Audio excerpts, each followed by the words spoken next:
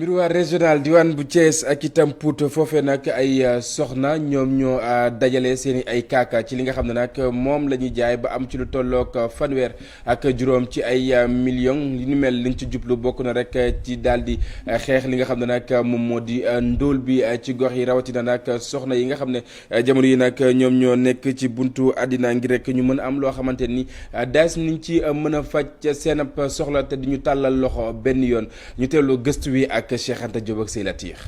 toll nañ ci junni ak lu teg di ay jigéen yu nekk fii ci Pout di yëngu lu jëm ci wàllu mbayam dër coppar ñi meññeef yi ak ñi nga xamante ni sax ñi ngi jaay mango ci peggu tali bi soxna yi de ci avec yi nga xamante ni moom la ñuy yëngu fexe nañ ba yaxanal fanweeri million ak juróom nee nañu dañoo bëgg a xeex wàllu ndóol gi fii ci diwaanu Pout. réseau des femmes micro-entrepreneurs de Pout dañ koo créé depuis 2013 ñu nekk ci développement jigéen waa Pout dañuy liggéey te gisuñu kenn xaaruñu kenn. le réseau des femmes micro-entrepreneurs am na ay association yu affilié wu ci réseau bi am ay GIE yu affilié wu ci réseau bi am ay mouvement de femmes te ñëpp maa ngi leen di formaliser am nañ seen i papier bu yàgg di liggéey depuis 2013 ci développement. boo xëyee suba teel jigéenu waa Pout ñii ngi dugg ci kaar yi di dem ci marché yi di jaay ñii ngi dem ci tool yi. ñoo ngi ci transformation céréale locale. ñoo ngi ci transformation et conservation fruits et légumes ñoo ngi ci foire yi wax dëgg yàlla ñoom jàmbaar lañu ndax dañuy liggéey te duñu yàq bu ñu defee loolu association yi affilié wu ci réseau bi yëpp solution Touba Pout épargné nañu 1 million solution jàppoo ñooñu épargné nañu 4 millions nekk ñu ay jigéen yu yàq solution Bambara 1 épargné nañu 1 million solution Kër Seydou épargne nañu 2 millions 500 solution Touba Pout ñooñu épargne nañu 6 millions 500 dañ koy toj c'est une enveloppe de 35 millions yoo xam ne jigéenu Pout yéen a ko doon sàcc leen seen bopp. nee nañ sax koppar yi nga xamante ni moom la ñu fas yéene séddale jigéen ñi ci li nga xamante ne moom la ñu rënkoon dañ koy waajale jullit tabaski gi. tabaski mooy fête bi gën a rëy ci feetu jullit tey jii boo leen dajee seen enveloppe ñi am nañ 300 000 ñi am nañ 400 000 ngeen jàppale seen borom kër ndax ñaari loxo mooy takk tubay. ñaari loxo mooy takk sër. madame Ba Soumaré jóge ci ministère de la femme ne nag lii waa Pout def ñëpp a ci war a roy. macha allah am na solo. xam ngeen yoon bi. ku leen gunge ngeen dem. soxna yi nekk fii ci Pout sax nee nañ ki nga xamante ne moom mooy Babacar Diop di yëngu ci wàllu développement jàppale jigéen ñi moom sax la ñu wax ne moom moo fas yéene nekk seen candidat ci mairie bu Pout. yéen jigéen ñi li ngeen wax ne da ngeen bëgg ba nekk seen candidat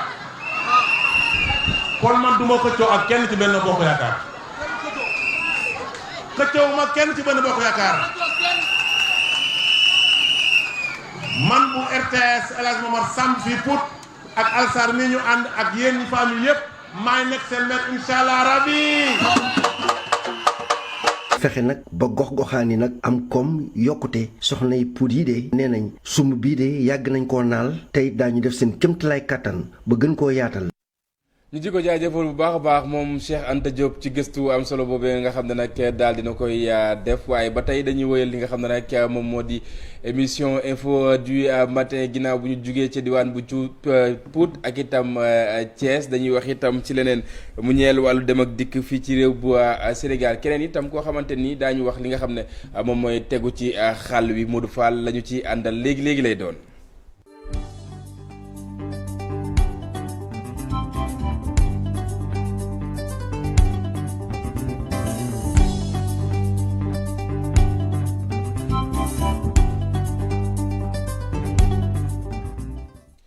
mu mel ni nag wàllu dem ak dikk daañ ci ànd ak nga xam ne nag moom moo di Modou Fall ñu dem teewlu li nga xam ne moom moo di gëstu wi delluwaat ci plateau bi. bu ñu duppee ab commission ñoo sëggoon ci wàllu li nga xamante ni moo di licence su taxi yi ci proposition nag ministère bi fi nekkoon chauffeur u taxi yi ñoom daal di d'accord kon ci li nga xamante ni mu ñu yeesal li du parc taxi yi loolee tax ñu daal di sax aj li nga xamante ni moo di licence yi fii ci Ndakaaru waaye lañ leen diggoon moo di lu tolloog 4 junni woto yu bees yoo xamante ni dañoo war a bàyyi ko Italie ngir ñëw fii ci Sénégal waaye boobu ba léegi furaas daal di xëddën. licence yi ni muy joxe bare na bu yàggee taximan yi dutuñ mën a liggéey ñu ne lan moo ci pexe ñu ne ñu def renouvellement de parc fexe fi jële fi oto yu màggat yi indi fi oto yu bees taxoon ministre bi fi nekkoon Mansour Elimane Kane temps yi moo fi nekkoon mu composé woon benn délégation ne na dem Europe xoolali ko oto yu mën taxi man yàlla dogal mu boole woon ma ci mission boobu ñu demoon Italie seeti benn mission bu ñu maison véhicule bu ñuy wax Fiat bi ñu demee man dawal naa oto it c'est ko en Italie ànd ak représentant ministre bi ñu d'accord ci oto yi baax na li ma la wax nii mois de mars la woon février mars ñu ne oto yi mois de mai 2016 dina ñëw waroon nekk 4000 véhicules yu bees Fiat ñu noonu su ñëwee dañuy remplacer taxi yu màggat yi comme ni ñuy renouveler parc AFTU ñu defe ko noonu taxi man loolu taxoon ma sawar ci ñu baare licence mais malheureusement bi ñu fa jógee mission boobu lañ ci waxal dara amu ci. jamono ji nag ñu joxoñ baaraamu tuuma moo ni mboolem jëwriñ ñi nga xam te ñoo yor wàllu transport ñu fi jàll ñu jàpp ni daal foofu la blocage am te loolee nag conséquence bi lu ñuy teg gët la. su ministre bi fi nekk nii day mel ni talut monde du transport suuf su taxi taluñu bind nañ ko yëglu nañu demandé nañ audience mais recevoirul kenn gisu ko ñuy demandé président de la République bi nga xam ne mooy président tous les Sénégalais mu taxaw taximaan yi seen liggéey seen ay conditions baaxut sonn nañu les motos cag-cag wala moto deux roues transporté nit ñi yàq nañu liggéey bi kalandoo yi wëlbatiku nañu jël place su taximaan yi seen liggéey yàqu na loolu nag bu ñu nomee benn ministre ñu jàpp ne moo taxaw bu ñu taxawut dañuy interpeller président de la République directement mu mën ko interpeller ndax moo mën. wàllu chauffeur u taxi yi seen liggéey neexatul ndax taxi yu ñor léegi dafa màgget ba noppi liggéey bi gën a tar lool. waaw d'abord jëwriñ licence yi ñu baare moom andi lañu ay jafe-jafe ci liggéey bi surtout nga mën a am taxi bu baax parce que taxi yi jamono ji ñu toll nii màggat na da nga ciy def sa kéemtalaay kàttan pour mu bees ca clients yi dañuy bëgg taxi yu baax yi ñun ñi ba ñu sañoon dañuy am ay taxi yu bees di ci mën di liggéey bu mucc ayib parce que taxi bu bees moo gën a mën a neex a liggéeyee ci anam yëpp ci clients yi ba ci tali bi ba ci yow mi koy dawal. ñi yëngu ci wàllu taxi lu ñuy sàkku jamono ji moo di kon li nga xam te ne moo di licence bi ñu baare woon ci Ndakaaru ñu daal di koy dindi ndax kat ñoom ñu mën a am ay taxi yu bees ñoom sax noppi nañu wut seeni partenaire ngir indi ay oto yu yees. su fekkee ne moom état mënula renouveler parc taxi te war na ko man nañ ñu bàyyi ñun ñu wut suñu ay partenaire privé ñu indi ko ñu jox ñuy licence ñu dawal ko. wàllu taxi yi ci Ndakaaru di wéy nag di poser li nga xam te ni moo di problème ba tax na mboolem kuréel yi ñoom kay ñu ngi sàkku nag léegi fii ci Ndakaaru ñu indiwaat ay licence yu bees waaye jëwriñ di ñu dénk wàllu wéy mu di ministère bi xëy na dana ci yéey yàbbi fekki fan.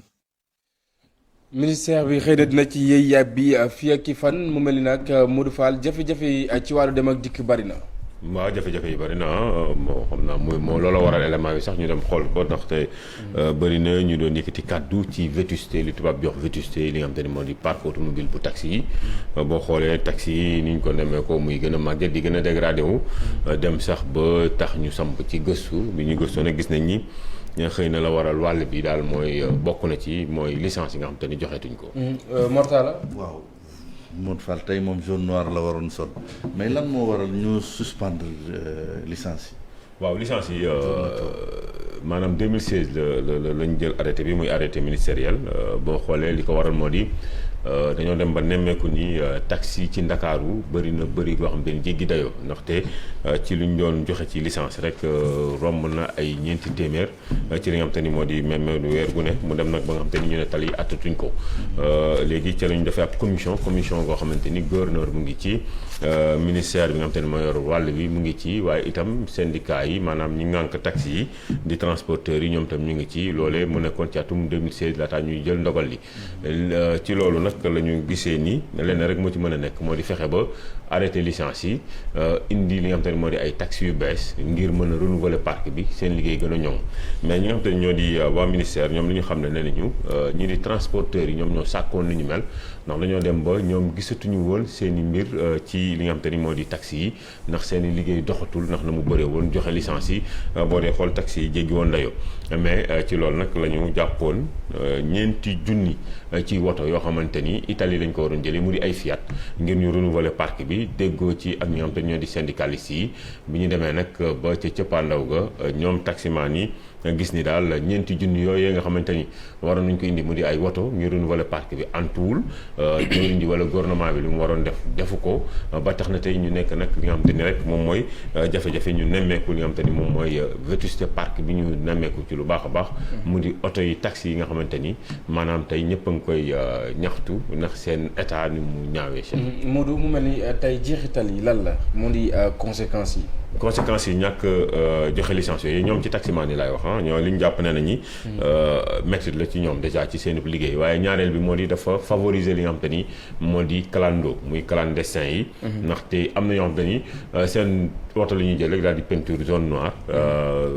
trafiqué li nga xam te ni moo di seen i licence looloo waral sax nga gën a nemmeeku ni taxi yi dañoo bëri ci Ndakaaru ñaareel bi moo di itam nee nañ dañoo ubbil yoon ñi nga xam te ni moom mooy cag-cag yi dégg nga waa ji ci biir reportage bi muy cag-cag yi ak ñi nga xam te ni moo di clando yi parce que clando yi xam ay oto particulier lañu ñoo xam te ni dañuy mucc ayib mortal mi buy dem Thiès sax moom il préfère jël ñi nga xam te ni ñoom ñooy clando yooyu ñu tuddee leen ay ñu tuddee leen clando yi ñu tuddee leen ay yeneen tur léegi ci wàllu woowu ñoom léegi ci wàllu woowu loolu nag ñàkk licence boobu gàllankoor leen ba tax na ñoom mënuñu am li nga xam te ni moo di ay taxi yu bees muy renouveler seen i parc ndax xam nga ni Cheikh booy jógee Wakaam di ñëw nañu wax dëgg taxi bu yees ngay jël taxi bu màgget da nga koy daw loolu nag indi li nga xam te ni moom mooy jafe-jafe ci seen wàllu liggéey seen wàllu koppar gi ñu daan am daal di répercuté wu ci seen famille seen organisation loolu bokk ci conséquences yi ba tax na ñuy sàkku ci nguur gi nee nañ sax président de la république na dugal loxoom ci bu baax a baax delloo siwaat li nga xam te ni moo di licence yi ñu ajoon ndax la taxoon ñu aj ko amul ñoom dañ ci am mbetteel mu di aj ba moo joxoon lañ leen proposé li nga xam te ni moo di ay oto yu yees yu ñu leen mën a lebal mu di Fiat yooyu ñuy indi Fiat yi ñëwul ndax waa ji wax nii mu di Modou Ndiaye nee na moom ci boppam moo àndoon ak délégation ministérielle dem ba ci Italie dawal oto yi xam ne oto yu dëgër la ñu indi ko léegi comme que loolu antuwul te jamono ji moom mu ngi bëgg a yàgg ndax 2016 ak léegi juróomi at la tey ñoom seen i ñooñ sonn nañu amuñu ay oto yu yees te fa ñu jëm xëy na xamuñu lan la doon sàkku nañ nag ci nguur gi mu delloo siwaat seen i licence ñoom ñi nga xam te ni mën nañu am ay partenaires privés ak ñi am xaalis mën a jënd ay oto yu yees wut ay licence ñu mën a renouveler li nga xam te ni moo di parc taxi solution la étant donné que la taxoon ñu jëlee ko wax nañ ko mooy un peu encombrement bi ñu wàññi ko parce que gën ku ne xam ne infrastructure routière yi matul Ndakaaru xat na ñëpp bu fekkante ne dañu concentré wu ci capital bi taxi yi di yokku ñoom sax baaxul ci seen activité parce que nemmeeku na ni même au delà des caag-caag ak concurrence bi seen biir sax déjà y a problème parce que bouchon yi embouteillage yi tax na versement bi bu dee moom moo taxi lan lay laaj sa njaatigee pour nga matal ko c'est un problème bu fekkante ni kon bàyyi nañ affaire bi organiser woon ko aussi anarchie lay jur bu ko defee mooy jur aussi musiba yi ñuy wax non organiser nañ ko boo gisee ñoom ñu laaj ñu dellu soit licence yi parce que ca ndorteel ba dañoo bëggoon changer seen parc auto maanaam changer seen parc auto mooy oto yi fi nekk seen taxi yi dañoo yàgg ay am ñu am 20 ans ñu am 15 ans dafa yàgg léegi ci loolu la leen gouvernement bi proposé ñu changer arrêté licence bi indi parc auto maanaam parc li nga xam ne mooy renouvellement parc auto bu taxi yi léegi ci loolu ñoom bu fekkee ni loolu nga xam te ni moo leen bébétoon ñu gis ni 4000 véhicules bu ñu ko indee ñoom taximan yi déjà ça fait leur affaire mais tey jii bu ñu delloo soit licence yi c'est-à-dire ñoom ñoo koy yor ñoom kuréel googu kuréelu taxi ñoom ñooy yor licence yooyu nga xam te ni ci ay commission lañ koy joxe ñoom ñooy organiser wu et puis dinañ mën a nee na xeex ak li nga xam te ni moo di clandestin yi parce que nee na bëri na zone noire yooyu seen yuy daw du ñuy taxi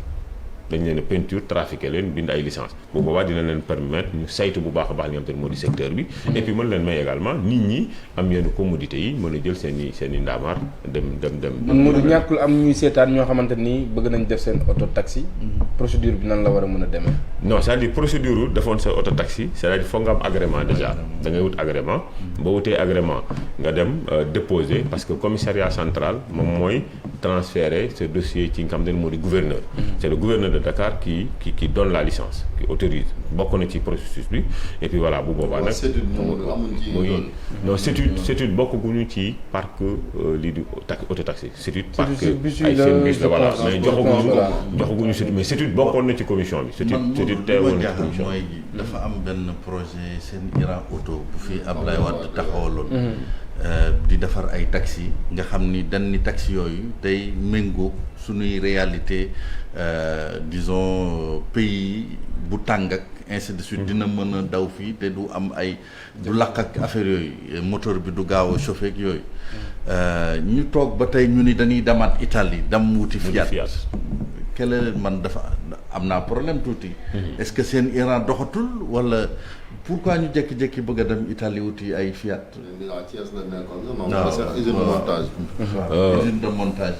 bon loolu ci xëy na sama xam-xam laay waxee laaju ma leen ko mais seen Iran Mor bi muy doog a ñëw dégg nga taximan yi seen bopp dem na ba benn instant ñu gaari nga xam ne moo nekkoon seen taxi parce que li ñu leen doon laaj ci versement quotidien c'était élevé mënatuñ ko li ñu leen doon lebalee oto yi cher ñu dem ba xëy na wàññi ko am na tamit bi ñu arrêté li nga xam ne moo di licence yi am na ay loo yoo xam te seen Iran mënuñu ko woon génnee parce que ces véhicules là amul woon licence mais toujours est-il que oto seen Iran boo ko jëlee c'est-à-dire t'as pas de licence licence bi licence su seen Iran la ba keroog ngay fay traite bi mën naa mu durer 3 ans muy 36 mois mën naa mu romb 3 ans xëy na 5 ans en raison de su ma juumul 180 000 par mois moom ngay verser seen Iran xëy na ñii bu fekkee ni taxes yi nga xam te ni 4000 la dañ leen koy lebal directement ñoom ñu mën ko yor fayal seen bopp c'est beaucoup plus moom moo gën a yomb que ñuy dem seen Iran ñuy dem seen loolu laa foog est-ce que tamit amul ñaari mécanisme xëy na ñi bëgg a dem seen Iran nekk une entreprise privée ñu dem seen Iran ñi nga xam te ni tamit c'est sous forme comme Mécatrans yaa ngi dégg Mécatrans moom mooy kuréel bi ngànk yenn transporteurs yi ñoom ñoo fi indi li nga xam te ni moom mooy boo demee Kër Massar am na ay genre kii taxi banlieue yi waa Mécatrans est-ce que xëy na ñoom mooy Mécatrans est-ce que tey mutuelle boobu xëy na ci kuréel yi bu lëkkaloo ba jot ci 4000 taxis yooyu doon ñëw est-ce que gënul woyof ci chauffeur si que ñu jaaroon seen Iran parce que bëri woon na ay taxi yu fi jaar mooy seen Iran mooy taxi Escoda yi jaar nañ fi yaa CCBM indi woon na fi les taxis Boulala les taxis Sisters yooyu yëpp jaar nañ fi donc parc automobile taxi pour man moom la ñu war a xoolaat même secteur bi ñu xool naka lañ koy joyante ba ñu ci nekk mën a de manière générale parce que on a toujours dit que dañuy renouveler le parc automobile tàmbale woon nañ ko ci transport en commun bi pour jëlee fi sax car rapide yi cette place yi c'est des initiatives yu ñu jël mais duñ dem jusqu'au bout. parce que loolu moo fi ñëwoon projet seen bus bi également mais bon comme que ñu ngi ci taxi yi dañ ko limité ci taxi yi ba pare ñu xëy na ñu xuus ci projet seen bus yi ak bus yi ci boppam parce que renouvellement parc mais beneen bi tamit taximan yi moom Modou Fall li ñu war a def mooy nañ xoolaat melokaanu taxi yi parce que buñ bëggee aussi ñoom it concurrence bi nga xoolee nit ñi di leen tàmm au-delà de prix yeeg ñàkk organisation parce que Sénégal ngay gis loo xam ne ay waxaale taxi presque fii la fa amee mais dëkk yi ñu organisé yëpp dafa am ay tarif soit compteur la wala ñu xool distance yi ni ñu koy defee fii nag da ngay wax mais compteur non amoon na xëy na ay gone la ñu woon mais yow tey jii doo jël taxi compteur non amu fi dafa amatul non dama wax ne organisation daf ci baax beneen bi mooy confort bi aussi parce que des fois nga dugg ci taxi gis melokaan bi alors que dëkk buy développé tamit maanaam ci wàllu émergence même ci taxi parce que comme gan bu jógee aéroport sax du ci bëri taxi lay njëkk a jël c'est l'image même du pays donc je pense que loolu kilifa yi dañ ko wàllu transport ñoom ñoo ci war a taxaw fii da ngay dem bitim bi dugg ci taxi boo xamante ni amul lenn lum ñëwee auto président de la république parce que ci melokaan donc loolu il faut nit ñi aussi ñu jëm ci wàll woowu mais gis na taxi des fois melokaan yi c'est déplorable. mais secteur la bu ñu war a réguler dëgg la est-ce que loolu taxul ñu sàkku ci licence yi bu ñu ko yëkkatee xëy na ñoom ñu mën a indi seen i moto yu yees li ngay wax noonu mu nekk ay taxi yoo xam te ni yu climatiseur sax pour nga am taxi boo xam clim sax mënoo ko am fii parce que taxi yi ngay dugg ñoo màgget taw bi da ngay dugg ci taxi ci nawet bi muy ngay tooy te loolu c'était pas le but visé da nga dugg ci taxi pour bañ a tooy mais da ngay dugg ci taxi bi muy vitre yi ñu ni la vitre yi du tëju mais boo yëkkatee ba xëy na boo leen delloowaatee mais am na ñu taal clim am na ci ñu jàmbaare moo koy wax léegi ne dafa dugg ci taxi jàmbaare ñoo xam ne da ngay dugg sax ñu jox la ay journaux pour nga lire mouchoir ak yooyu noonu yëpp da nga koy fekk da ngay dugg sax ñu mettre la dans des conforts yoo xam ne yow doo ko foogee mais quand même mais tout dépend il faut ñu aller vers ça mais Mor tout dépend ci âge véhicule bi mais tey jii par exemple dañoo wax ne dëgg oto boo xam te 2013 2014 2015 2018 boo ko jëndee def ko taxi véhicule moderne la tey xoolal suñu taxi ay Carina lañ lay wax te taa yoo xam te ni est-ce que magul Cheikh Diop ay R21 lañ lay wax ay te bi ñu ajee licence yi man j'ai vu gars yi indiwaat ay oto yoo xamante ni ay Corolla yoo xamante ni mooy C1 yi ay Corolla yu yàgg yooyu nga xamante ni c'est presque am na fee 30 ans moom la gars yi indiwaat c'est-à-dire dafa favoriser ñi gaare woon seen i oto ci garage yi ñu génneewaat ko moi je pense que nañ leen soit yëkkatil delloo leen ñu mën a am possibilité seen oto yi ñuy indi venant yeeg yooyu soit ñu def ko 5 ans wala ñu def ko 8 ans oto bu am 8 ans la ñuy jox licence jëm kaw. boo wàccee bu fekkee ni ëppal nga 8 ans duñu la jox licence man pour man loolu moo mën a changer parc automobile de taxi. loolu moo mën a changer li nga xam ne moom moo di lépp lu jëm. oto muy dugal boîte de vitesse bi nga defe ni day xeex ak moom. dóor mais client bi sax day tiit. mais Chérif duñ mën a tëj rubrique bi te duñ laaj Modou Fall taximaane bi ñaata lay verser par jour wax ko rek. sa taximaan yi ñaar la ñuy verser par jour. mais ñëpp xam nañu taxi je pense 10 000. yow laa sa taximaan yi. ñaar la ñuy verser par jour man aw ma taxi. man aw ma taxi. jërëjëf ñu di ko jaajëfal bu baax a baax moom Modou Fall ci jàngal am solo googee nga xam ne nag wàccoon na ci xàll wi wax jafe-jafe yi nga xam ne taximaan yi jamono yi nag ñu ngi koy dund joyantiwaat la ñuy sàkku bu fekkee yéen a ñuy doog a jot 7h29 moom mooy doog a jot ngeen ànd ak ñun ci li nga xam ne nag moom moo di seen émission info du matin mbokk yi kenn dal ak jàmm lañ leen di ñaanal ngeen yeewu ci jàmm waaye itam bés bi lépp ngeen daal di ci ànd ak jàmm léegi dañuy waxtaanee wàllu koom ànd ci ak Thierno Fall.